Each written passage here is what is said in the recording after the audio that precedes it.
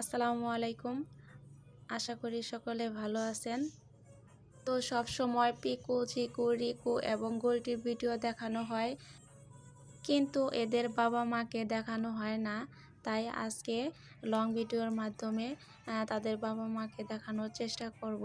তো আশা করি সকলে ভিডিওটি স্কিপ না করে পুরো ভিডিওটি শেষ পর্যন্ত দেখবেন। তো চলে আসলাম আমাদের পাখির কলোনিতে। তো এটা হচ্ছে গোলটির বাবা মা। এবার 5টা ডিম দিয়েছিল, সেখান থেকে 3টা ডিম ফুটেছে।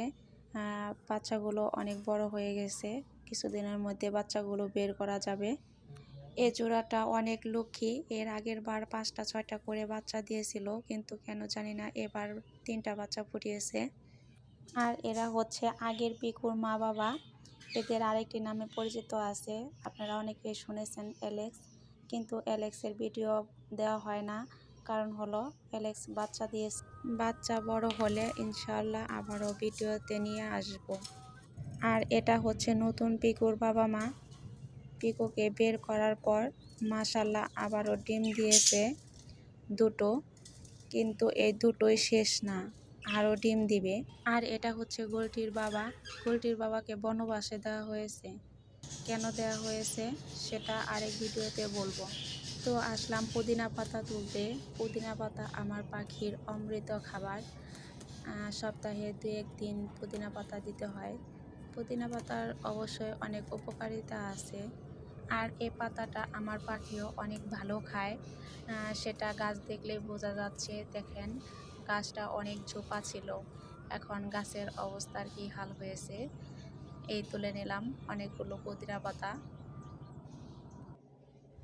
এই দেখো বন্ধুরা, তোমাদের জন্য প্রসাদ এনেছি। এখন এক এক করে প্রত্যেক খাঁচায় দিয়ে দিব। আর পাতা দেখে দেখেন পাখিদের রিয়াকশনটা কেমন।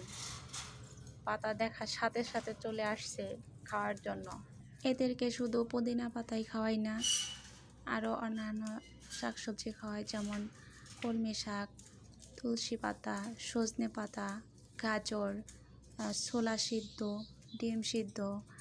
এগুলোতে অনেক প্রোটিন এবং ভিটামিন থাকে। তো এই যে দেখেন অলরেডি খাওয়া শুরু করে দিয়েছে, কিছুক্ষণের মধ্যে খেয়ে শেষ করে ফেলবে। এরকম আরও পাখির ভিডিও দেখতে চাইলে অবশ্যই কমেন্টে জানাবেন। আজকের ভিডিও এ পর্যন্তই। নতুন নতুন ভিডিও দেখার জন্য আমন্ত্রণ রইল। এভাবে পাশে থাকবেন। আল্লাহ হাফেজ।